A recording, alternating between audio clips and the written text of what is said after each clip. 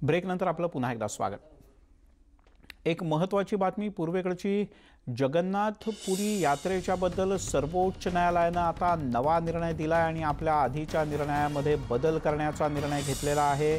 तो म्हणजे राज्य सरकारने ठरवून दिलेले नियम पाळून जगन्नाथपुरीच्या यात्रेला परवानगी देण्यात आली आहे। प्रशांत लीला रामदास आपले प्रतिनिधी आपल्यासोबत आहेत। प्रशांत, काय म्हटले कोर्टाने?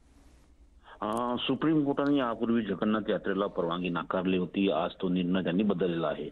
सर्वोच्च न्यायालयाने संपूर्ण जगन्नाथ यात्रेला परवानगी दिली आहे। मंदिर समिती आणि राज्य सरकारच्या संयुक्त विद्यमाने सहकार्य करून ही यात्रा होईल असं आदेशात म्हटलं आहे। लोकांची गर्दी होणार नाही या संदर्भातला निर्णय राज्य सरकारने घ्यायला पाहिजे। जगन्नाथ यात्रेमुळे कोरोनात वाढ होणार नाही अशीही काळजी घेण्यास स्पष्ट केलेलं आहे।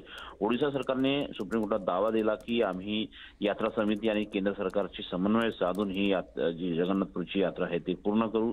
जगन्नाथ मंदिर व्यवस्थापन समितीने स्पष्ट केलं की आम्ही राज्य सरकारच्या मार्गदर्शक सूचनांचा आधार घेत त्यांचा अवलंब करत आम्ही रथयात्रा काढू। आणि सोबतच सुप्रीम कोर्टाने हे स्पष्ट केलं की रथयात्रेचं मायक्रो मॅनेजमेंट सुप्रीम कोर्ट करणार नाही, ही सर्वस्वी जबाबदारी राज्य सरकारची आहे। निश्चित, म्हणजे महाराष्ट्रामध्ये ज्या पद्धतीने राज्य सरकारचा आदर करत आणि कोरोनाचा सगळा प्रभाव पाहता पंढरपूरची यात्रा